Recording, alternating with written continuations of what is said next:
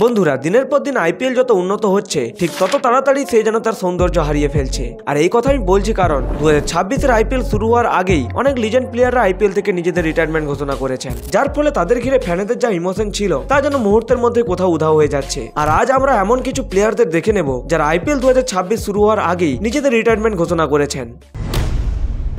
সবার প্রথমে আসা যাক ইন্ডিয়ান লিজেন্ড স্পিনার রবিচন্দ্র অশ্বিনের কথায়। 2025-এর আইপিএলে তিনি সিএসকে টিমে যোগ দিয়েছিলেন, কিন্তু আইপিএল শেষ হওয়ার আগেই তিনি তার রিটায়ারমেন্টের কথা ঘোষণা করে দিয়েছেন। এবার আসা যাক সাউথ আফ্রিকার লিজেন্ড ওপেনার ফাফ ডু প্লেসিসের কথায়। তিনি টানা এক দশক ধরে চেন্নাই, রাজস্থান, বেঙ্গালুরু, পুনে এবং দিল্লির মতো বিভিন্ন ফ্র্যাঞ্চাইজির হয়ে ক্রিকেট খেলেছেন। বয়সের ভার এবং খারাপ পারফরমেন্সের কারণে তিনি আইপিএল 2026 থেকে নিজের নাম তুলে নিয়েছেন।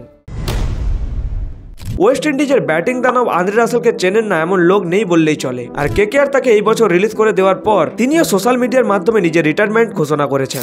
আর এদের পাশাপাশি গ্লেন ম্যাক্সওয়েল এবং মঈন আলীর মতো অলরাউন্ডাররাও নিজেদের আইপিএল রিটায়ারমেন্টের কথা জানিয়ে দিয়েছেন।